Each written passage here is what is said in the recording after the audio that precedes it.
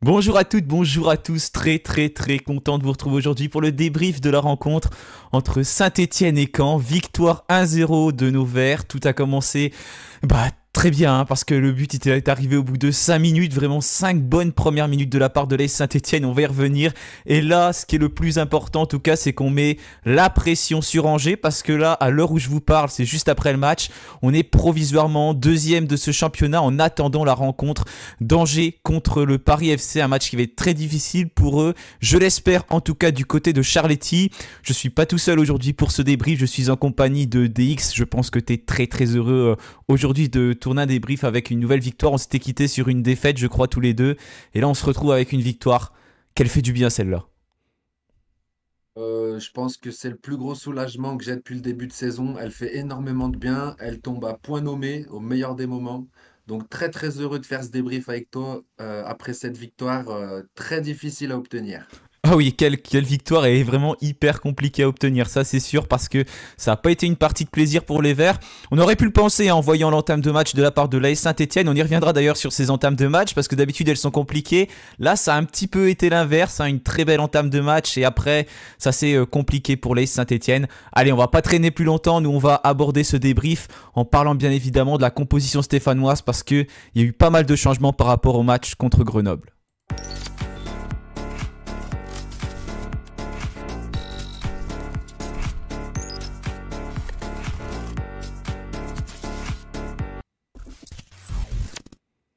Voilà, on va déjà commencer avec la composition stéphanoise. Je vous disais pas mal de changements par rapport à la dernière rencontre. 5 changements au total, hein. C'est quasiment la moitié de l'effectif qui a été changé par Olivier Dalloglio. Par exemple, sur le côté gauche, on avait Léo Petro qui n'était pas titulaire, c'était Mahmoud Bentaïg. Dans la charnière centrale, on avait Michael Nadé qui faisait son retour à la place d'Anthony Briançon. Au milieu de terrain, c'est Thomas Moconduit qui a remplacé Florian Tardieu. Devant, retour de Mathieu Cafaro. D'ailleurs, petite inquiétude sur Mathieu Cafaro. On va voir ce que ça va donner. Et puis, on avait également Irving Cardona, bien évidemment, qui était titulaire. Ce n'était pas le cas mardi. Et cette fois-ci, il a été de nouveau remis. Contrairement à cette équipe de Caen qui n'a pas changé de 11 de départ. Eux, ils avaient vraiment le même par rapport à mardi. C'était un luxe du côté de Saint-Etienne. On a quand même malgré tout un banc. On peut changer des joueurs. Tu penses que toi, c'est un atout supplémentaire sur cette deuxième partie de saison par rapport à certaines autres équipes qui n'ont pas forcément trop de bancs derrière? C'est toujours un atout d'avoir un excellent banc. Après, on voit que sur ce match aujourd'hui, le banc n'a pas fait non plus la différence puisqu'on a continué à défendre et on a essayé de garder le ballon un petit peu haut, mais ça n'a pas trop changé la physionomie du match. Quand tu dis qu'on a fait 5 changements, en fait, il a tout simplement remis l'équipe titulaire, hein. C'est Oui. joueur providentiel. Donc voilà, en fait, il a surtout fait tourner à Grenoble et ça avait réussi.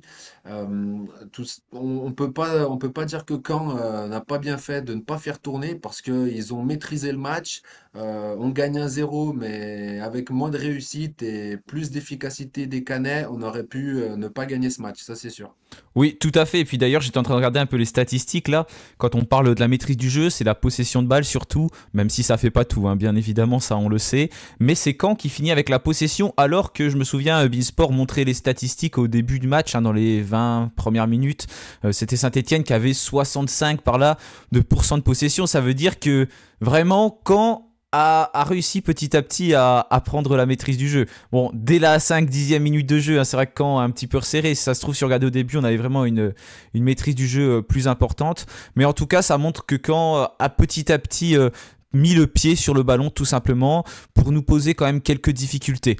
On va revenir sur ce 11 de départ avec dans les buts Gauthier Larsonneur qui a sorti un match stratosphérique, une nouvelle fois incroyable. Saint-Etienne enchaîne un deuxième clean sheet consécutif et on le doit aussi en grande partie à Gauthier Larsonneur. J'avais noté que notamment Dylan Batubinsika et Michael Nadé avaient quand même dégoûté Alexandre Mendy, mais petit à petit Alexandre Mendy a réussi à prendre le dessus sur les défenseurs stéphanois dans les 15 dernières minutes parce qu'il a compris un peu comment ça fonctionnait, etc. Même si on arrivait à se replier, mais véritablement il y a un super barré de Larsonneur qui est bien placé devant son poteau et après il met son point devant le Cop Nord. Encore une fois, côté stéphanois, cette victoire, on la doit quand même en grande partie, je pense, au gardien Gauthier Larsonneur. Oui, au gardien, et puis on y reviendra après sur les défenseurs. Mais l'Arseneur, il a fait son boulot, il rassure toute la défense. Il a fait deux, trois arrêts au bon moment, et surtout celui sur Mendy, comme tu dis, qui a été très très important. Et il a surtout dégoûté les attaquants, parce que quand tu fais un arrêt comme ça, avec une telle facilité, bah, ça dégoûte les attaquants, surtout à la fin du match.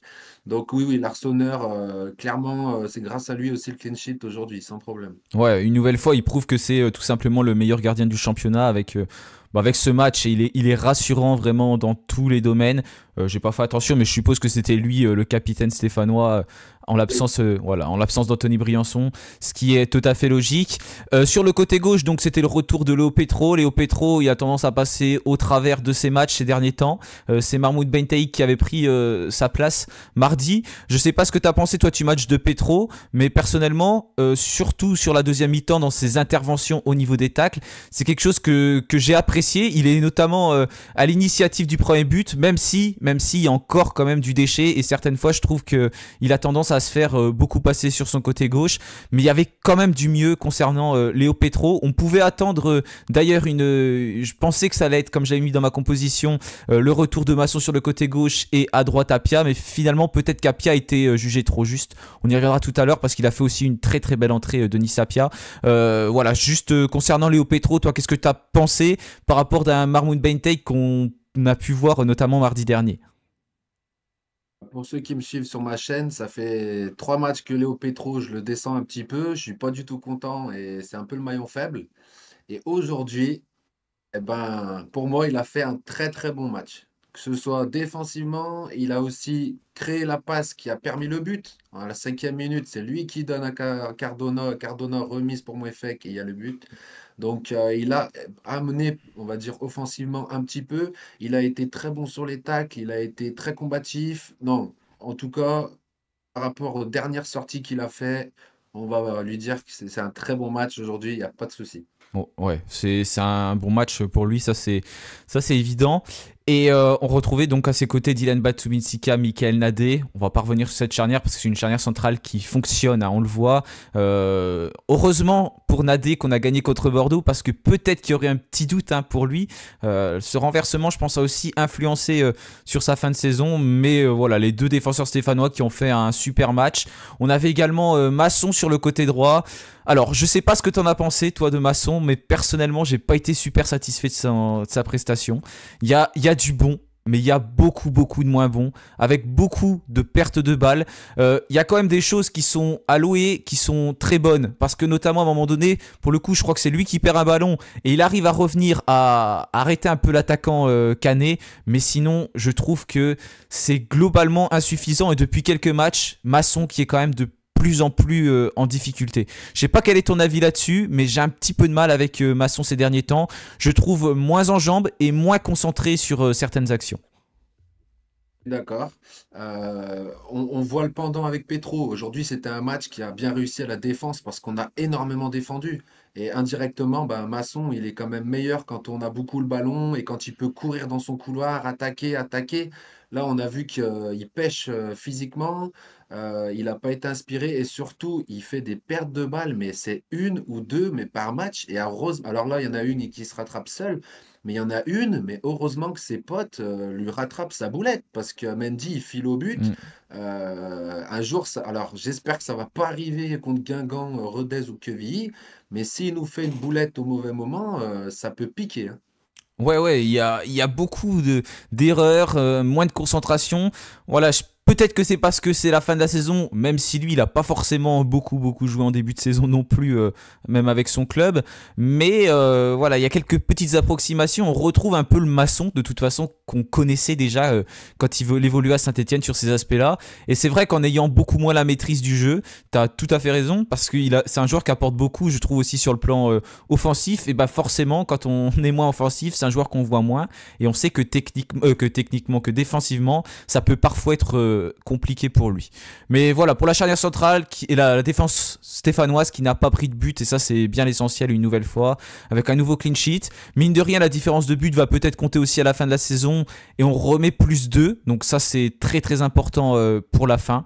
Et c'est une défense qui va peut-être rester jusqu'à la fin, même si Apia, on peut en reparler tout de suite si tu veux d'Apia, qui a quand même fait une entrée très intéressante, je trouve. Il a remplacé Masson. D'ailleurs, il y a peut-être plusieurs inquiétudes d'un côté stéphanois parce que Masson, il est sorti, il a pris un coup par Mouefek juste avant, donc peut-être que c'est lié.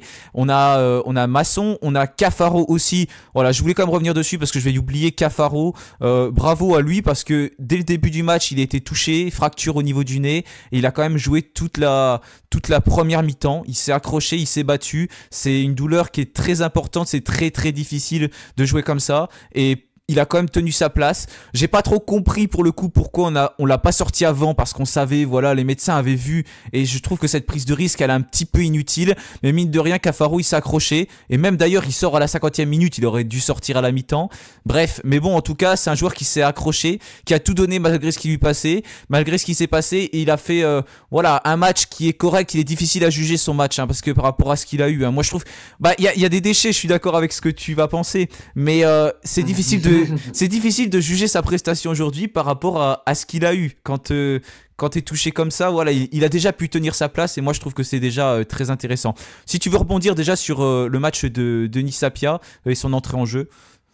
Ouais, je vais rebondir sur Apia puis Cafaro, ça sera fait. Ouais. Apia, ben pareil, hein, un match qui lui convient. Il rentre, il est en pleine bourre, donc il revient, mais il est carrément frais. Il arrive, il doit défendre sur ce côté, donc lui, il adore défendre. C'est pas un grand contre-attaquant. Bon, il s'est quand même permis des petits ponts, pardon, et une ou deux contre-attaques, mais on voit que voilà, lui, il pousse pas l'action jusqu'au bout, hein. C'est-à-dire, il monte le ballon, il donne à son ailier et puis il reste en soutien, hein. C'est pas Masson qui va centrer. Donc là, il était dans son élément. Il a fait une très bonne rentrée, Denis Sapia. Et c'est de bon augure parce que moi, du coup, vu le match là, je vois bien Denis Sapia titulaire le prochain match. Ça sera soit Masson à gauche, soit Petro. Je vois pas Apia ne pas débuter au prochain match. Mais il a fait une très bonne rentrée, tu as raison. Concernant Cafaro, je vais pas en dire beaucoup. Je vais seulement dire que, comme tu as dit, il a serré les dents. Voilà, on peut pas juger son match parce que si je le juge avec un nez cassé, bah, c'est un match honorable. Si je le juge sans son nez cassé, bah, c'est pas un bon match. Il a été moyen. Voilà. Donc, on peut pas le juger. Sincèrement, je ne peux Ouais. pas dire de choses sur Mathieu Cafaro. Juste noter qu'il a été combatif et qu'il s'est battu malgré un nez cassé. Voilà. Après, ils auraient pu le sortir au moins à la mi-temps. Ouais. Moi, j'aurais sorti tout de suite. Bah Mais oui. après, chacun son, on va dire, son coaching. Et Dalloglio, il a choisi ça. Donc, voilà. Ouais, j'ai pas trop compris, surtout qu'ensuite il a pas eu de masque, il a rien eu pour le protéger. Je trouve que c'est un peu une prise de risque inutile, mais voilà, je te rejoins hein, sur son match, il est pas exceptionnel du tout. Mais par contre, voilà, rester sur le terrain, se serrer les dents, comme tu l'as dit, c'est quand même tout à fait honorable. Pour en revenir au milieu de terrain stéphanois, on avait Thomas Monconduit, Dylan Chambaud, Mouefek. Si je dois ressortir un joueur du lot, personnellement, je pense que c'est toi le même, c'est Aymen Mouefek. Franchement, il a fait un match taille patron. Il est là dans les bons coups. Bah d'ailleurs, il est buteur, mais au-delà du fait d'être buteur, je sais pas combien il a gagné de duels, combien il a récupéré de ballons, mais franchement, quel match de Mouefek encore une fois. Faut le prolonger, c'est plus que nécessaire. Là, on se pose même plus la question. Franchement, Mouefek, mais c'est un joueur qui est d'une importance capitale à Saint-Etienne, qui monte en puissance, qui ne se blesse plus. D'ailleurs, il est sorti, donc peut-être que c'était aussi pour le gérer parce qu'on enchaîne les matchs, mine de rien, depuis une semaine et puis il faudra le préserver à la fin de la saison. Mais voilà, je pense que tu veux rebondir aussi sur sa prestation, mais il confirme de match en match que c'est un des tauliers de cette équipe. Emmanuel Moefek, formé au club. Ce qui est marrant, c'est qu'il a un des meilleurs cardio, une des meilleures conditions physiques du match, mais il sort à tous les matchs. Il est rincé tellement il se donne, le mec, à 80e ou je sais plus, Ouais, 75e 79e, peut-être là. 79, ouais. Ouais, bah voilà, entre les deux, il est rincé, il en peut plus, mais c'est normal. Il est devant, il est derrière, il défend, il attaque, il garde le ballon.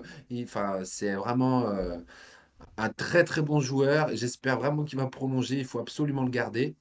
Pour les autres milieux de terrain, mon conduit, on l'a pas trop vu, mais en fait, ce qui s'est passé, c'est que la première mi-temps a été très bonne au niveau du milieu de terrain. Je parle pas dans les duels, je parle dans sortir les ballons et se projeter vers l'avant. Parce qu'on a très bien Hmm. compris le fonctionnement aujourd'hui, hein.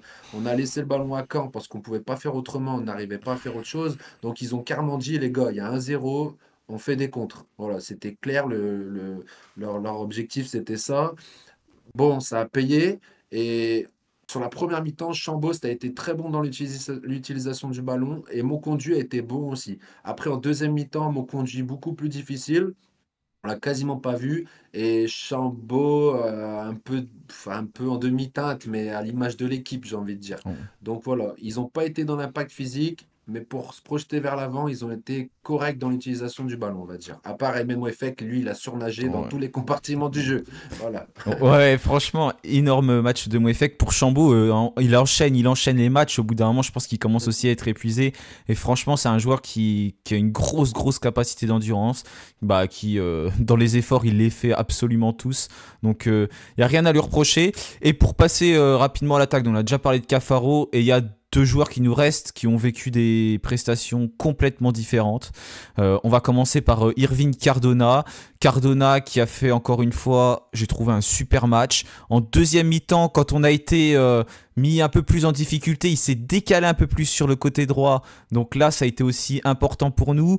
Beaucoup de replis défensifs. Il y a eu quelques pertes de balles, peut-être un petit peu plus que d'habitude pour Cardona. Mais franchement, c'est un joueur qui est au-dessus de la Ligue 2. Je trouve techniquement, bref, dans la vision du jeu, dans beaucoup de choses. Quand il a le ballon, on a l'impression que le temps il s'arrête un petit peu, qu'il a le temps de faire un geste de plus que certains joueurs. C'est un petit peu comme ça que je le ressens. Quand il y a un joueur techniquement qui est au-dessus du lot et qui est en confiance aussi, parce que ça c'est important à souligner, ça se voit. Et franchement, c'est le cas de Cardona, non? Ouais, je suis d'accord avec toi. Ce qui est marrant, parce que je pense qu'on va parler de Wadji, c'est que c'est les deux opposés. Ouais, C'est-à-dire que Wadji, c'est tout vite, tout vite, tout vite, tout brouillon, mais ça peut être efficace. Cardona, il change de rythme, il accélère, il ralentit. Comme tu dis, le temps s'arrête. Voilà, c'est un joueur masterclass. Après, aujourd'hui, il fait un bon match, mais bon, l'équipe est bloc bas, donc il a fait ce qu'il a pu, mais il a été encore décisif. C'est-à-dire, grâce à sa passe magnifique, sa petite matchère là, sur la remise, ah ouais. c'est 1-0. S'il fait pas ça, c'est 0-0, quoi, tout simplement. Et c'est ce qu'on demande à Cardona. Fais-nous gagner des matchs, garde-nous le ballon haut, essaie de créer du jeu. Et dès qu'il est sur le côté, il arrive beaucoup mieux à créer du jeu, à regarder le jeu, à prendre de la vitesse. Donc très très bon. Et j'enchaîne sur Wadji, du coup, comme ça tu pourras donner ton avis après. Wadji, il fait du Wadji et je trouve qu'en plus, aujourd'hui, il était vraiment esselé, donc très difficile pour lui. En plus, il se reblesse, il Ouais. refait une rechute, le pauvre. Donc voilà, j'ai pas envie de trop lui en vouloir parce que c'est Wadji. Il est combatif, il a envie, mais c'est vrai qu'il est maladroit. C'est vrai maladroit quand je veux dire, il réussit des choses et puis des fois il loupe des choses super simples. Donc c'est assez paradoxal ce joueur. Mais je l'aime beaucoup. Je lui souhaite un prompt rétablissement. Et là, un petit peu esselé aujourd'hui, donc compliqué de trop le juger. Mais en tout cas, voilà, ils n'ont pas fait un match horrible, mais ils n'ont pas eu beaucoup de ballons à négocier. Ouais, c'est une saison qui est vraiment galère pour Wadji. Et juste avant que j'oublie, pour revenir à Cardona, on parlait de Masson qui était parfois en difficulté sur les phases défensives, mais Cardona, il l'a énormément aidé. C'était très souvent qu'il était bas et qu'il a récupéré 2-3 ballons également à ce moment-là. Donc il peut nous faire gagner des matchs offensivement et puis il peut aussi aider Masson notamment sur le côté droit. Pour en revenir à Wadji, par contre, ouais, c'est vraiment une saison galère. Je suis dégoûté pour lui, c'est encore blessé. J'en avais déjà parlé il y a quelques semaines hein, quand on parlait de son retour, qu'il avait très peu de temps de jeu, que c'était sûr que malheureusement ça allait être compliqué pour lui déjà dans le jeu. Et en plus, voilà, il était très fébrile, on le sentait lors de son entrée contre Bordeaux, lors de son match contre Grenoble, qu'il n'était pas du tout à 100%, qu'il avait peur sur chaque course, et ça s'est confirmé. En première mi-temps, il était vraiment hyper esselé, c'est vrai, il a touché 9 ballons en première mi-temps, seulement 9 ballons Voilà. touchés par Wadji, et je crois qu'il en a touché 2 ou 3 entre la 44e et la 45e, donc ça a augmenté ses stats, mais vraiment, il n'a pas touché de ballon, 20 en tout dans le match, je viens de Et regarder. il en a pris quelques-uns de la tête, donc c'est qu'il en a vraiment pas touché beaucoup, parce qu'il en a touché trop 4 de la tête. Ouais, et il avait fait seulement 3 passes réussies en première mi-temps que Ouais, j'avais donc vu voilà. aussi. Mais par contre, j'ai envie. Du coup, je sais pas ce que ça va donner ensuite. Je lui donner un petit encouragement parce que j'espère qu'il va pouvoir quand même reporter le maillot vert et que c'est pas trop grave. Moi, j'ai bien aimé sa deuxième mi-temps malgré tout. Son début de deuxième mi-temps avant qu'il sorte. Je trouvais un peu mieux, un peu plus Oui, en jambes. Il avait ce coup de rein supplémentaire. D'ailleurs, au moment où il se pète, là, quand il est touché par le Canet, il a ce coup de rein, il le dépasse, et puis le Canet fait une grosse faute, il le touche. Mais franchement, j'ai un peu mieux apprécié. Il était un peu mieux placé, il a un peu plus tenté des choses. Ça restait encore brouillon.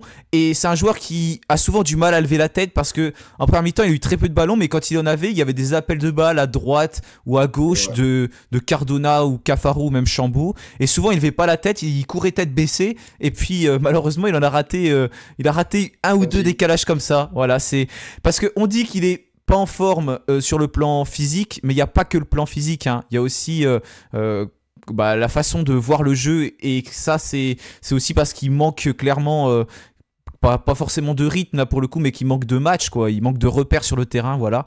Et ça se manifeste aussi de cet aspect-là, le fait qu'il était très souvent absent. Voilà pour la composition stéphanoise, on a pas mal pu détailler.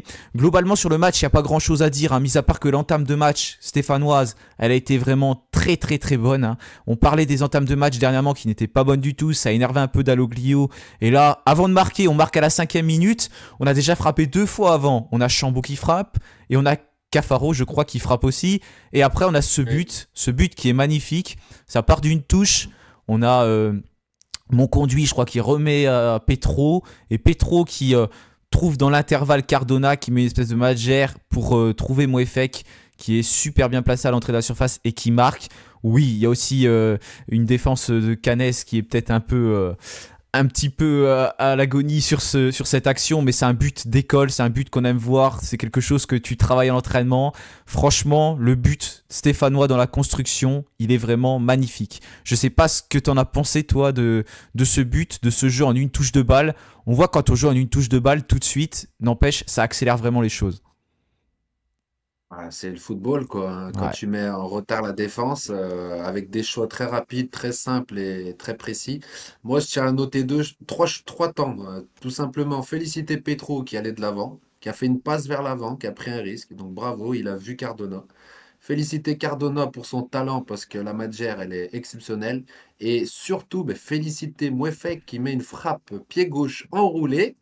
Donc, il progresse face au but et c'est vraiment ce qui lui manque pour devenir un milieu de terrain. Allez, je vais me lancer, mais de Ligue 1, tout simplement. Ouais, non, mais tout à fait. Et on disait que Moefek, souvent, il n'était pas assez décisif. Là, c'est vrai que il a eu cette projection vers l'avant, et c'est même pas forcément une prise de risque Finition. parce que voilà, c'était le jeu. Là, et après, la finition pour pouvoir marquer tout simplement et mettre un but au gardien de camp. Franchement, très très belle action. On avait souvent tendance à ces 2 derniers matchs à conclure à la fin. Là, on a conclu au début. Ça a été un petit peu un match inverse de celui de la semaine dernière, parce que au lieu de Ouais. bien finir, on a très très bien commencé. Parce que tout de suite après le but, et ben quand tout de suite, 2, 3, 4, 5 minutes après, a petit à petit repris la maîtrise du jeu, et globalement sur les 70 dernières minutes, hein, même 75, 80, c'est vraiment Caen qui a cette maîtrise du jeu. Et pour le coup, on se dit que Caen, au bout d'un moment, va peut-être finir par égaliser. Ils n'ont pas forcément beaucoup d'occasions, si je me trompe pas, en première mi-temps. Ça chauffe un petit peu plus en deuxième, Situation. avec notamment Alexandre Mendy qui est un petit peu plus trouvé. Mais néanmoins, on n'encaisse pas de but grâce à une défense qui est solide, un Gauthier Larsonneur solide. Toi, comment tu expliques cette baisse de rythme de la part de l'AS Saint-Etienne? Pourquoi on entame très bien ce match, 5 bonnes premières minutes, et tout de suite on marque et on se dit, bon, on leur laisse le jeu, on a marqué, on essaye de tenir le score, c'est déjà pas mal. Tu penses que c'était de la fatigue? Tu penses que c'est dû notamment peut-être à certains joueurs qui ne voulaient pas faire de boulettes parce ils étaient pas trop sûrs d'eux? Pourquoi, pour toi, on a vraiment reculé et laissé la possession à Caen? Deux choses. La première, Olivier Dalloglio, pour moi, je le répète, il regarde ce que font les autres équipes. Il explique à ses joueurs, ils ont fait beaucoup de vidéos cette semaine pour leur dire, parce que Caen font pas des bons débuts de match aussi, hein. Et là, bah, justement, nous, on a fait un très bon début de match. On les a pris à la gorge, on marque ce but qui, au final, bah, nous fait gagner le match. Alors, je pense que Dalloglio, il n'avait pas envie de reculer autant tout le match, hein, évidemment. Mais le deuxième point, c'est que le poids du maillot, là, il se fait sentir quand même. C'est-à-dire que l'ASS peut remonter en Ligue 1. Si on termine pas deuxième, il va y avoir, j'allais dire 35 000, mais on est bien plus en France, dans le monde. Mais il va y avoir énormément de Stéphanois qui vont être déçus. Et les joueurs, il faut pas être fou, ils le savent. Ils reçoivent plein de messages sur les réseaux, il y a de la pression, il y a du stress. Et là, comme tu dis, ben, pas envie de faire la boulette. Il y a 1-0, ils savent que les matchs comme ça, serrés, ça se gagne 1-0. C'est comme une finale de Coupe du Monde, hein. Alors des fois, il y a des 2-2 parce qu'il y a Mbappé, mais sinon, il y a 1-0, c'est des petits scores. Et je pense que voilà, le stress, alors il y a la fatigue physique, mais moi je pense surtout nervosité, stress, le public qui est derrière toi, oui, mais le poids du maillot quand même, il est lourd, je trouve. Et je me dis, tu vois, par exemple, à Grenoble, on a fait un mauvais, enfin, on n'a pas fait un grand match, mais voilà, on sent qu'il y a moins de stress à l'extérieur, quoi. Ouais, c'est Enfin, vrai. moi, je ressens ça. C'est vrai, la pression, elle est quand même différente. Et on est sur une bonne stade d'ailleurs. On est comme le Real Madrid et puis comme Ouais, le Bayer les Leverkusen d'après. Picos, ça. On est sur 5-6 victoires consécutives à Geoffroy Guichard. Et Ouais, bien sûr. quand on regarde les derniers matchs, c'est vrai, hein, on gagne contre Bordeaux, contre Concarneau, contre Auxerre. Il n'y a pas un match là, pour le coup, quand il y a vraiment cette pression, ce qui était moins le cas, on va dire, il y a un mois et demi, parce qu'on regardait pas pareil les rencontres. Là, maintenant, on voit vraiment Angers et tout, on peut finir deuxième. Et plus il y a cette pression, plus on sent des joueurs un peu plus crispés, mais ça bascule du bon côté et ça c'est bon. Caen a quand même égalisé à un moment donné, mais il est hors jeu le but d'Alexandre Mendy, heureusement pour nous. Et on a réussi à tenir. Donc ça, c'est des choses qu'on n'aurait pas fait auparavant. Et là, c'est vrai qu'on a moins cette prise de risque et on essaye plutôt de défendre notre but et de ne pas en prendre un. Ce qui a été le cas, bien évidemment, pour Saint-Etienne parce qu'on s'est imposé sur le score de 1-0. En seconde mi-temps, il n'y a pas vraiment d'occasion nette des deux côtés de Saint-Etienne. Vraiment pas grand-chose. Non, Ouais, non, non. il y a vraiment pas grand chose. Il y a eu un ou deux hors-jeu, je me souviens de Wadji consécutif. Après, non, il y a pas. De Il y aime a, beaucoup aussi. Ouais, de beaucoup. Il y a une belle frappe de Wadji qui a été aussi arrêtée, mais Ouais, sinon, ouais, c'est vrai. mais voilà, c'était pas non plus une frappe où le gardien fait une envolée. Et sinon, c'est l'Arseneur qui s'est chauffé un petit peu sur deux trois belles opportunités et la défense centrale stéphanoise qui a bien tenu le coup. On parlait tout à l'heure du bon match de Mouefek et aussi celui de Cardona. Je voulais mettre en valeur le côté droit du coup parce que ces deux joueurs-là étaient plutôt à droite. Mouefek était plutôt milieu droit et Cardona a joué à droite. Vraiment, c'est un duo qui a bien fonctionné. Et est-ce que tu penses que ce duo, il faut absolument le conserver de cette manière-là? Je veux dire, est-ce que Mouefek doit rester plus à droite? On sait que Cardona, si jamais Wadji est blessé, que Sissoko revient pas tout de suite, va peut-être être remis dans l'axe. Est-ce que tu trouves que ce serait vraiment, vraiment très, très mauvais de ne pas reconduire ces deux-là qui puissent combiner ensemble? Parce qu'il y a quand même une sacrée entente, je trouve, sur cette rencontre, notamment en première mi-temps. Alors, sur le principe, je suis tout à fait d'accord avec toi. Euh, il faut conserver cette équipe-là. Vous me rajoutez Sissoko dans l'axe, qui reviendra de blessure. Si on peut l'avoir pour Guingamp, ça sera parfait. Et paradoxalement, bah, le but, il était à gauche. C'est Oui. ça qui est fou, c'est qu'en fait, on s'aperçoit que tous nos joueurs, ils dézonent énormément. Et ça crée beaucoup de courses, d'activités. Et c'est ça le football. Je veux dire, je prends des exemples. Et Messi, il n'est pas allié droit, il reste pas tout le match à droite. Il va au centre, des fois il va à gauche. Voilà. Et là, on voit que Cardona, il adore faire ça. Il va à droite, il pique au centre, il va à gauche. Ça dézone beaucoup. On a carrément terminé avec bah, justement Mboukou en numéro 9 parce qu'on n'avait pas le choix. Et là, ils ont eu mal pendant 10 minutes, les Canets, parce que Mboukou, c'est un joueur, il tient pas en place. Il sait Mm. pas ce que c'est le poste, lui. Soit il va à droite, soit il va à gauche. Donc, pour répondre à ta question, oui, il faut garder ce schéma de base, mais il faut continuer à faire des courses, que ce soit croisé, que ce soit dans la profondeur. Et si on rajoute un Sissoko avec une tour centrale là, qui nous remonte le bloc, là, qui nous fait des petits points de fixation, ça va être parfait pour cette fin de saison. Mais faut pas toucher à l'équipe, hein. Vous rajoutez un ou deux joueurs, mais faut pas toucher à Ouais. l'équipe, tu as raison. L'ossature, globalement, faut garder la même et voilà, faut créer Toucher. beaucoup de mouvements, ce qui est important. Et d'ailleurs, tu parlais de Mboukou qui a terminé en tant qu'avant-centre. Il a posé beaucoup de problèmes, hein. Ça s'est vu en toute fin de match avec Brahimi qui a Oui, pris oui. un carton rouge, tout simplement. Il l'a fauché par derrière. Ce carton rouge qui a été logique, hein, totalement. Déjà, c'était un peu le dernier défenseur et puis c'était un tac par derrière, donc ça valait peut-être rouge déjà de base.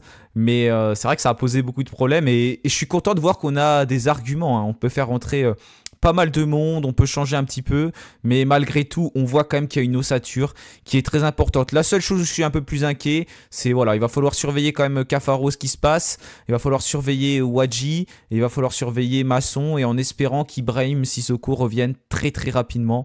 On l'a vu s'entraîner cette semaine, on va espérer que ce soit un retour imminent pour l'attaquant malien en tout cas. C'est ce qui est très important. On va enchaîner peut-être rapidement sur les top flops de la rencontre. Qui as-tu à nous sortir de ton chapeau aujourd'hui? En top, Mouefek, Ouais. l'Arseneur, le public. Voilà. Ouais, ouais, ouais. C'est. J'en dis pas plus, on a déjà tout dit. C'est clair, on a déjà tout dit. Et franchement, gros match de tous ces hommes-là et puis du public, une nouvelle fois exceptionnel, bien évidemment, comme on le souligne à chaque fois. Je suis d'accord avec toi, hein, j'ai pas grand monde à rajouter. Même, je voulais quand même rajouter Batou Binsika parce que j'ai beaucoup aimé son match défensivement. Mais voilà, sinon, franchement, Ah, bah, très bon match de ces j'aime joueurs-là. beaucoup. Et au niveau des flops, tu as peut-être des joueurs qui ressortent.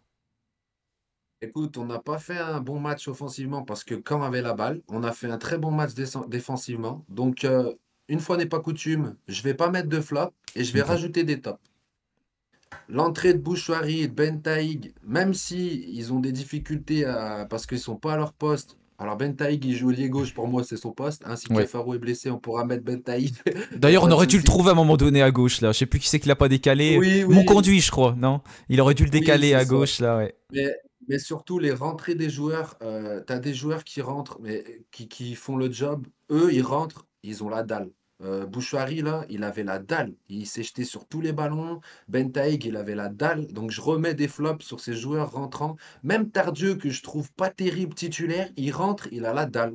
Et ça, Ouais, c'est vraiment mais super important. C'est ça qui nous fait gagner à la fin, en fait. ouais, c'est vrai. On n'a pas parlé des entrants parce qu'on est déjà à 31 minutes, mais ils ont fait.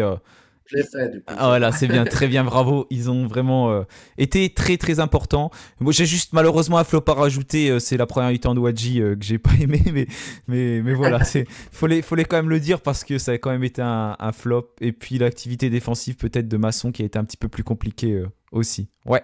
Il y a Nicolas Seub aussi en flop, hein. Ah oui, ouais. Le coach de Caen Mhm. qui a pourri l'arbitre tout le match alors qu'il Ouais. n'y avait pas de raison du Ouais. tout. Il s'est pas du tout fait voler, hein. Ouais, notamment sur les deux fameux penalties. Qu'il arrête. Ouais. D'ailleurs, même s'il y aurait eu faute, peut-être que celle de Chambaud était même avant la surface, si jamais il y avait un contact. Mais d'ailleurs, il y avait. Pas- Non, non, il y avait rien du tout. D'ailleurs, à ce moment-là. Voilà pour ce match. Juste globalement, je vous ai mis le calendrier sous les yeux. Il y a deux rencontres qu'on va bien évidemment suivre de façon très très importante. C'est bah déjà il y en a qu'une ce soir parce que Auxerre jouera ce lundi contre Dunkerque, là-bas à Dunkerque, et c'est cette rencontre entre le Paris FC et Angers, coup d'envoi à 19h au stade Charletti. Si jamais Angers ne s'impose pas, hein, c'est pas s'ils perdent ou s'ils font match nul, ils restent derrière nous. Il faut à tout prix pour eux qu'ils s'imposent. Donc au coup d'envoi, Saint-Etienne est toujours devant Angers. Il faut au moins qu'ils parviennent à marquer un but. Ils ont forcément vu le résultat de Saint-Etienne. Donc là, la pression elle est sur eux. Je pense que avoir la pression sur soi, c'est quand même quelque chose qui n'est pas forcément favorable. Ça dépend de certains joueurs. Peut-être que certains sont motivés. Mais là, on n'est pas à 15 journées de la fin. On a 3 journées de la fin. C'est quand même pas la même chose.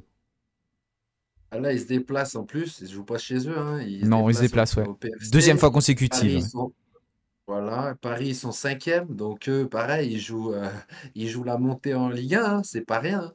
Et je pense qu'ils ont vraiment envie d'aller jouer le PSG en Ligue 1. Ça serait exceptionnel pour eux. Donc, on ne va pas le dire trop fort pour ce soir, mais allez le Paris FC. Je suis pour eux ce soir, même si je suis pas pour eux d'habitude. Et puis, comme je l'avais dit pour ceux qui suivent ma chaîne, tout simplement, quand tu sais le résultat de tes adversaires et que tu dois rentrer sur la pelouse, c'est pas du tout pareil que quand tu joues en même temps, où là, tu regardes pas. Là, c'est pareil, c'est des hommes, hein. Ils savent tous que Saint-Étienne a gagné, ils savent Bien tous qu'ils sûr. sont troisième, ils savent tous qu'ils n'ont pas le droit à l'erreur. Mais Paris aussi le sait. C'est-à-dire que Paris, ils vont être malins, ils vont essayer de les faire sortir de leur match, ils vont essayer de les faire disjoncter. En tout cas, j'espère, parce que s'il y a un jour où il faut le faire, c'est aujourd'hui, quoi.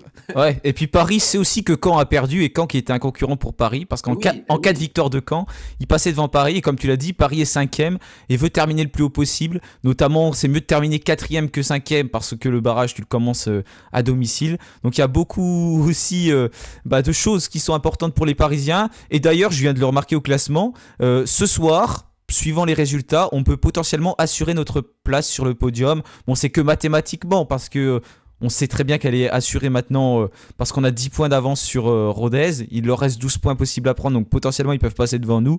Mais là, ce sont les joues. on peut tout de suite se dire on sera au minimum troisième. Donc ça, c'est quelque chose qui est important également. Et bah écoute, merci à toi. Je l'ai pas dit en début de vidéo, mais oui, bien évidemment, DX, vous le retrouvez sur sa chaîne ASSE Club. Donc tous les liens seront dans la description. Une chaîne qui progresse, qui est super. Donc n'hésitez pas à aller la suivre et à poser vos questions également, parce que c'est ce qui fait aussi avancer cette chaîne, qui est, je trouve, très complémentaire avec ce qu'on peut produire ici. Donc merci à toi pour ton investissement, pour ta passion également. Et puis il y aura aussi un débrief sur ta chaîne à retrouver très rapidement ce soir ou demain. Donc n'hésitez pas à aller le voir. Voilà. Bah écoute, merci. Et puis on va conclure. Moi aussi, je te remercie, Paul. Merci de toujours m'accueillir. Bien sûr, je suis toujours autant content de venir et je vais continuer. Là, prochainement, je ne serai pas sur les débriefs avec toi parce que tout simplement, je ne serai pas disponible. Mais enfin, c'est partie remise, quoi. Je reviendrai dès que possible. Et puis, merci de ton soutien. Et voilà, je te laisse conclure. Eh bah écoute, ouais, c'est un réel plaisir de pouvoir tourner avec toi et de faire des débriefs qui sont bien complets. On est encore à 35 minutes de vidéo, donc c'est top. Comme à chaque fois, on maîtrise le temps, c'est tout le temps le même maintenant. Donc c'est impeccable. Merci à toi, merci à vous tous. Passez une bonne soirée, un bon week-end. Bref, une bonne semaine. On va tout de suite se tourner vers le prochain match qui sera du côté de Guingamp pour l'avant-dernier déplacement de la saison. En attendant, on va aussi suivre les matchs d'Angers d'Auxerre comme on l'a dit. Merci à vous tous et puis bien évidemment, allez les Verts, salut à tous. Allez les Verts, ciao!